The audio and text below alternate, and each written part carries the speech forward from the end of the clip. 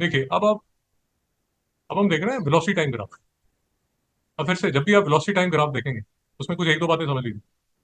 ये वेलोसिटी है metre per second में, जो टाइम है वो सेकंड में।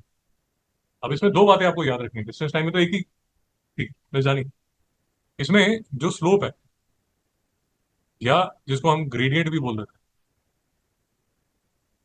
वो होगा वेलोसिटी अपॉन टाइम। यहां तक बात समझ आ गया?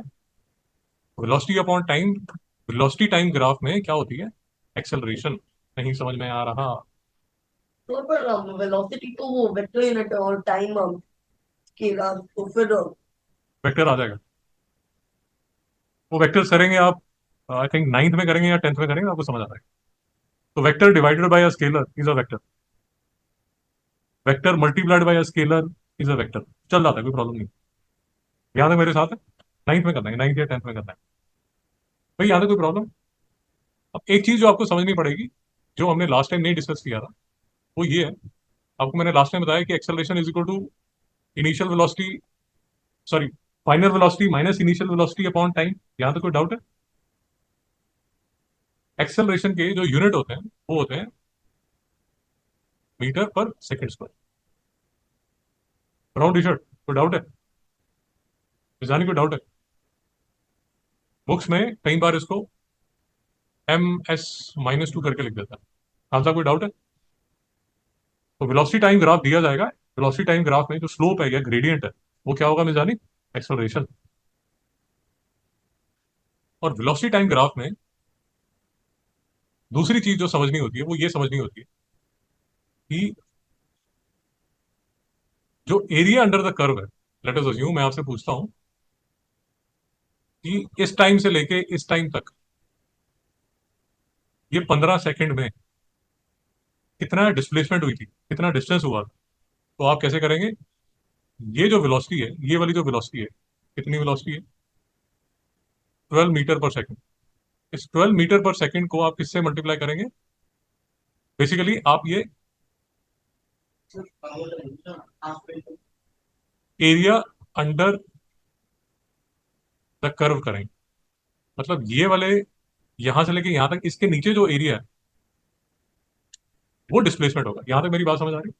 अब क्योंकि ये ट्राइंगल है, मिस्टर ऋत्विक ये कह रहे हैं कि एरिया ऑफ द ट्राइंगल जो है वो किसके इक्वल होगा? Half into base. ये बेस है 15 सेकंड, इंटू हाइट, ये 12 मीटर पर सेकंड है। तो 2 6 द 12, 6 5 द 90 मीटर्स। मैं जानी कुछ समझ नहीं आया, इतनी जल्दी थोड़ी समझ आता तो एरिया अंडर द डिस्टेंस क्यों है? है। स्टेटमेंट मिस क्यों है? जानी इतनी जल्दी नहीं समझ आता। 2 मिनट मुझे। तो मिस जानी इस तरह के दो तीन ग्राफ आपको मिलेंगे, आप चिंता मत कीजिए। तो जैसे आपसे पूछ लिया जाएगा कि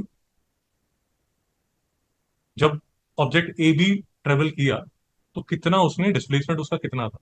तो आप कैसे करेंगे? ये यहां से लेके यहां तक ये वाला टाइम आप नोट कर लेंगे, और इस टाइम को इस वेलोसिटी से आपको मल्टीप्लाई करना होगा, डिपेंडिंग अपॉन कि ये फिगर कौन सी है। ये जो फिगर है ये ट्राइंगल है। तो जैसे यहां पर let us assume 10 metre per second है, और ये अगर 2 सेकंड है, तो ए बी में जो उसकी डिस्प्लेसमेंट होगी वो कितनी होगी? Half of base into height. नहीं समझ आया बेटा? डाउट है? पक्का? तो जो एरिया अंडर द कर्व है उससे निकलता है डिस्प्लेसमेंट, और जो उसका ग्रेडियंट है उससे निकलती है उसकी एक्सेलरेशन। तो एक्सेलरेशन क्या होगी? ये वेलोसिटी अपॉन ये टाइम। मेरी बात समझ में आई? या जो मिस्टर जानी बोल रहे हैं वो भी ठीक है। 10 - 0 अपॉन 2। अब याद रखिए ये 5 मीटर पर सेकंड स्क्वायर है, यूनिट मत गलत कीजिए। आप कुछ बोलना चाहते हैं? हाँ साहब, आप बोलना चाहते हैं? जैन साहब, आप कुछ बोलना चाहते हैं? पक्का? लेट अस अज्यूम, चलिए अज्यूम क्या, आप क्वेश्चन ही देख लेते आप क्वेश्चन देख लो।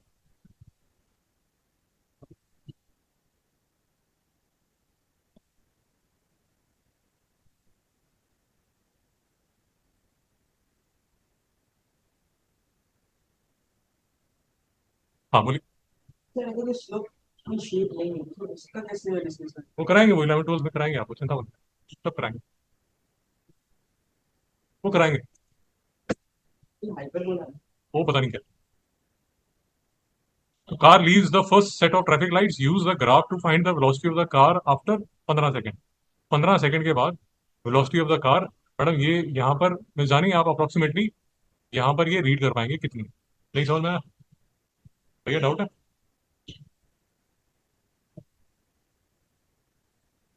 भाई डाउट है क्या? मैं जानी, देखिए अप्रोक्सीमेटली देख लीजिए, ये 10 और 12 के बीच में है, तो 1 2 3 4 5, 5 डिविजन है। सो 2/5 है बेसिकली, ईच डिवीजन इज 0.4। ठीक है ना? तो 1 2 3 4, तो 10 + 4 × 1.4, 1.6, तो कितना हो जाएगा? 11.6। भाई ठीक है, नहीं समझ आया? तो 11.6 मीटर पर सेकंड हो जाएगा। मैडम डाउट है? हाँ साहब, कोई doubt? Use the graph to find the velocity of the car after 15 second, निकाल सकते हैं। अब देखिए क्वेश्चन यहाँ आता है, calculate an estimate for the acceleration of the car in metre per second after 10 seconds. तो 10 सेकंड्स पे ये देखिए, 10 सेकंड में एस्टिमेटेड आपको निकालना है यहाँ पर। तो एस्टिमेटेड निकालना है तो आप वेलोसिटी अपॉन टाइम करेंगे। तो वेलोसिटी देख लीजिए जितनी भी है, आई थिंक कितनी है, 8 पॉइंट, नहीं 9.6 है। तो ठीक है ना?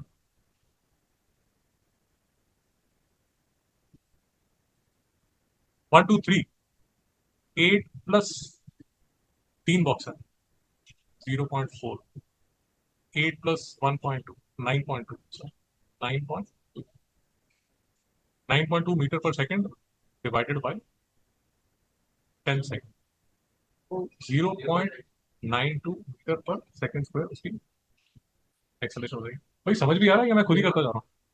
है? तो मैडम सर बोलिए ना, आपको क्या नहीं समझ आ रहा? बोलिए। अरे मैं तो क्या बात है? ओके, अब देखिए जरा, डिस्टेंस टाइम ग्राफ याद है, हमने स्लोप निकाली थी। डिस्टेंस टाइम ग्राफ याद है, हमने स्लोप निकाली थी। अब इसमें सेम चीज हम कर रहे हैं, कुछ डिफरेंट नहीं कर रहे हैं। बट हम कर क्या रहे हैं देखिए, सबसे पहले जो टाइम है वो 10 सेकेंड है, ये तो समझ आ गया? डाउट है? ये जो है, ये मेरी वेलोसिटी है, डाउट है? ये 8 से लेके 10 तक 2 मीटर पर सेकंड है, यहां तक कोई डाउट है? 2 metre per second is being divided into 5 boxes, 1 2 3 4 5, doubt है? So each box represents 0.4 metre per second, doubt है? कितने बॉक्सेस है? 1 2 3, तो इंटू 3 करेंगे तो 1.2 मीटर पर सेकंड है, डाउट है? अब वो 1.2 किस में ऐड होगा? 8 में होगा। 8 + 1.2 कितना हुआ? 9.2। तो ये जो वेलोसिटी है ये कितनी है? 9.2 मीटर पर सेकंड। यहाँ तक डाउट है? अब जैसे हमने डिस्टेंस टाइम में डिस्टेंस अपॉन टाइम कर दिया था, तो स्पीड आ गई थी। इस केस में हम वेलोसिटी अपॉन टाइम करेंगे तो क्या हो जाएगा? एक्सेलरेशन। तो एक्सेलरेशन कितना हो जाएगा? 9.2 metre per second whole upon 10 second. तो ये कितना हो जाएगा? 0.92 मीटर पर सेकंड। तो जानी डाउट है? डिस्टेंस टाइम स्लोप निकालना आ गया था, सेम ही फंड है, आप चिंता मत कीजिए। तो वेलोसिटी अपॉन टाइम निकालेंगे तो क्या हो जाएगा? एक्सेलरेशन। नहीं समझना?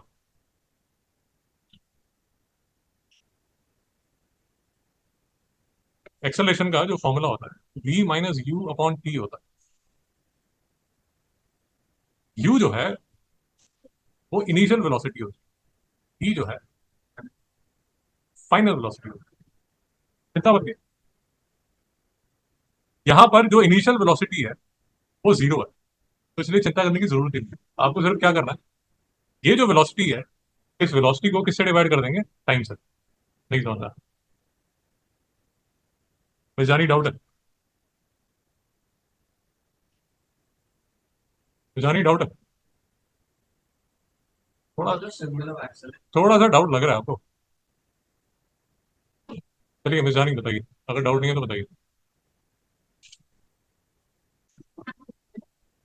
यहाँ से लेके यहाँ तक मिस जानी,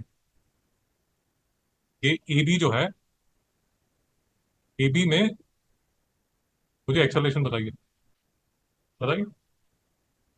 किसको किसको, हाँ जी 12 को, क्यों 65 माइनस 50 मीटर पर सेकेंड? नहीं समझ में आया? बस शांति रहो। हाँ साहब डाउट है? वैसे जानी डाउट है? वैसे जान डाउट है? Madam doubt?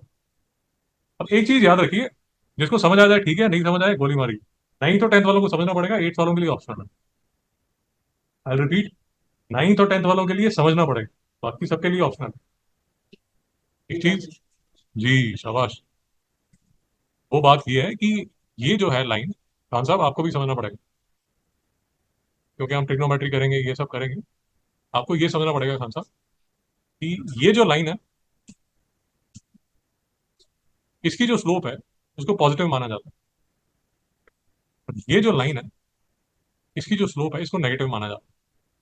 तो यहाँ जो एक्सेलरेशन है पॉजिटिव है, और यहाँ जो एक्सेलरेशन है वो नेगेटिव है, और यहाँ जो एक्सेलरेशन है वो जीरो है।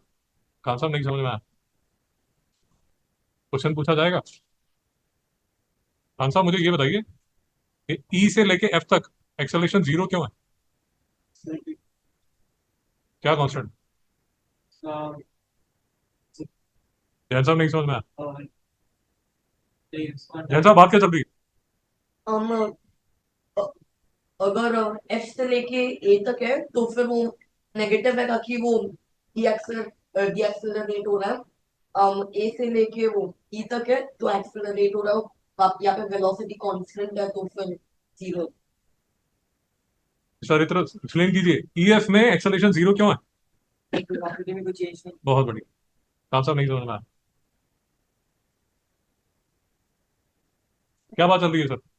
Basically, from E to F, the velocity doesn't change. It's constant, so it will stay zero. From that point, E, it's positive because the slope is positive. the slope is E. And it's going देखिए eighth वालों के लिए थोड़ा सा मैं ज्यादा नहीं कहूंगा, थोड़ा सा एक्सप्लेन करूंगा, ज्यादा नहीं एक्सप्लेन करूंगा, क्योंकि आपके टॉपिक अभी नहीं है। ये जो है, ये पॉजिटिव स्लोप है, और ये जो है, ये नेगेटिव स्लोप है। बात समझ में आ रही? मैं ज्यादा डिटेल में नहीं जा रहा, बट ये नाइन्थ और टेंथ वालों को मुझे समझाना पड़ेगा। खान साहब आपने मुझे बताया नहीं, ई और एफ के बीच में एक्सेलरेशन जीरो क्यों है? कांस्टेंट। शाबाश, तो फिर आपको समझ आया? तो फिर हम लोग को क्या समझ आया आपको? अरे okay. मैडम ई और एफ में एक्सेलरेशन जीरो क्यों है? So because it's in a straight line, it's not moving up or down, which means it stays constant. So the acceleration will remain zero.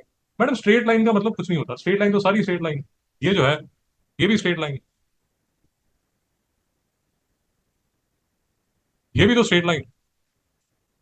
तो आप जब ई एफ को straight line बोलते हैं तो उसका कुछ मतलब ही नहीं है। आपको बोलना पड़ेगा उसकी जो स्लोप है वो कोई slope नहीं है, second जीरो है बेटा, zero. स्लोप जीरो है, और क्योंकि स्लोप जीरो है इसलिए उसकी एक्सेलरेशन जीरो है। और दूसरी तरह आप ये भी बोल सकते हैं, oh brown T shirt, acceleration zero क्यों है? What same? ना ना मैडम, फिजिक्स में आंसर दो। जानी बोली। Like yes, nothing's happening. Nothing happening भाई, ये तो मैडम लिटरेचर नहीं है, शेक्सपियर है। Nothing is happening, there was nothing happening at that night, only a dog was barking. Literature चल रहा है madam, nothing, no no nothing. बोलिए। The, yes, we will. आप बोल सकते हैं स्लोप जो है वो जीरो है, आप बोल सकते हैं ग्रेडियंट जीरो है, या आप सबसे सिंपल बोल सकते हैं acceleration v minus you upon T होता है। अगर v और u सेम है तो एक्सेलरेशन जीरो है। ये सब फालतू की बातें, it's a straight line, nothing is happening, I am just chilling, ऐसा थोड़ी होता है यार। So 180 तो तो मुझे एक और क्वेश्चन था, वो एरिया अंडर द कर्व क्यों है वो डिस्टेंस?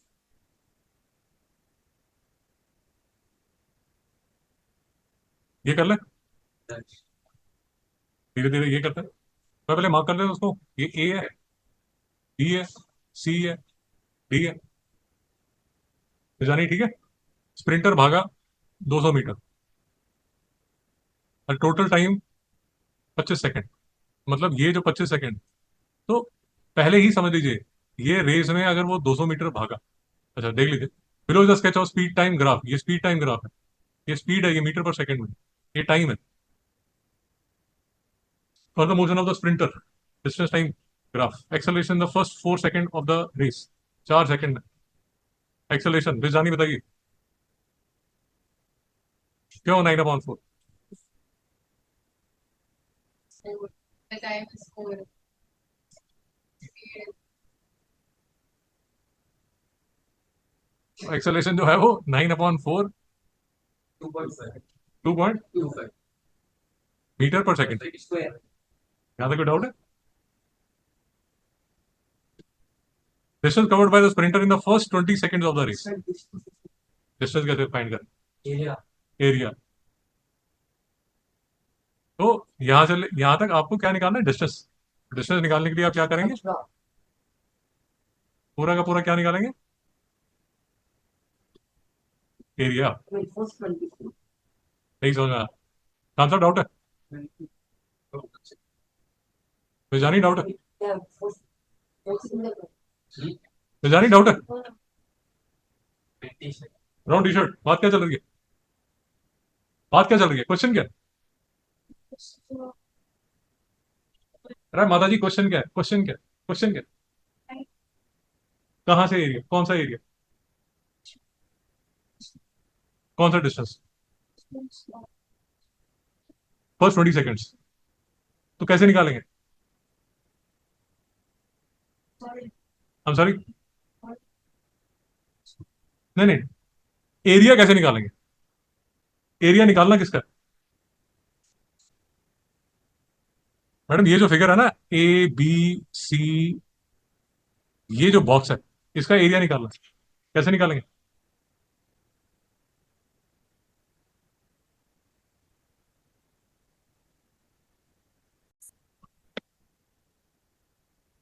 तो अभी अगर हमने distance covered by the sprinter in the first 20 seconds of the race निकालना है, तो देखिए एक तो आप ये मान सकते हैं कि ये जो फिगर थी A B C D A, ये इसको ट्रेपीजियम मान लीजिए, ट्रेपीजियम का आप फॉर्मूला लगा सकते हैं। बट अगर नहीं निकालना चाहते, तो जैसे अभी हमने डिस्कस किया कि इसका एरिया निकाल लीजिए प्लस इसका एरिया निकाल लीजिए, तो कितना होगा? Half base into height plus 16 into 9, तो 18 प्लस 9 6 54, 144, तो कितना हो जाएगा? 162 मीटर्स। ठीक है मित्रों, ठीक है? हाँ साहब, होगी हंसी पूरी होगी आपकी? नहीं, पूरी 1 साल की हंसी निकाल दी आपने। कोई डाउट है यहाँ तक? तो फिर से रेस्ट ऑफ द पीडीएफ आपके सामने है। मेरी आपसे हम्बल रिक्वेस्ट है, खासकर क्लास 8 वालों को, कि अगर आप ये दो वेलोसिटी टाइम वाली और